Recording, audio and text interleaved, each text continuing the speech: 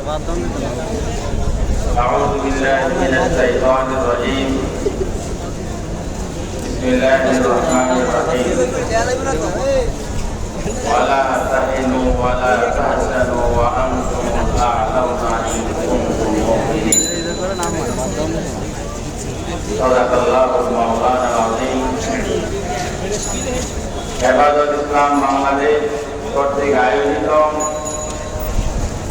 নৈরাজ্য প্রতিরোধ ও শান্তি প্রতিষ্ঠার লক্ষ্যে আজকের এই গণসমাবেশের সম্মানিত সভাপতি মোহতারাম উলামায়ে কেরাম এবং ছাত্র জনতা ও তৌহিদি জনতা, আজকে অত্যন্ত মুক্ত মনে আমরা আলোচনা করতে পারতেছি, আসতে পারতেছি।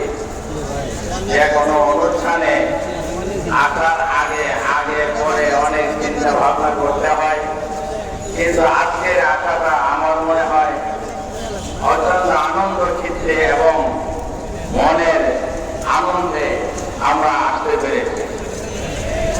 আমরা কাজের একটা ক্ষেত্র পেয়ে গেছি। এখন বাস্তবেও বাংলাদেশের সাধারণ ইংরেজি শিক্ষিত ছাত্রদের সঙ্গে সঙ্গে আমাদের মাদ্রাসার ছাত্ররাও সারা বাংলাদেশে জনসেবায় নিয়োজিত হয়ে গেছে এবং বিভিন্ন জনসেবার মধ্যে বিশেষভাবে এই বর্তমানে যে একটা অরাজকতা চলছে, নৈরাজ্য চলছে, লুটতরাজ চলছে, যে এলাকায় মাদ্রাসা আছে ওই এলাকাগুলো এরকম ভাবে পাহারা দিচ্ছে যে ওই এলাকায় কোনো নৈরাজ্যের চিন্তাই মানুষ করে না। তো এত বুঝে যায় আমাদের হেফাজতে ইসলাম বাংলাদেশের উলামায়ে কেরাম হাতে যদি ইসলামী হুকুমত যায়, সারা বাংলাদেশ কি হয়ে যাবে? একজন সন্ত্রাসমুক্ত নিরাপদ রাষ্ট্র এবং হয়ে যাবে। এটা ইসলাম যুক্ত করা ছাড়া হবে না।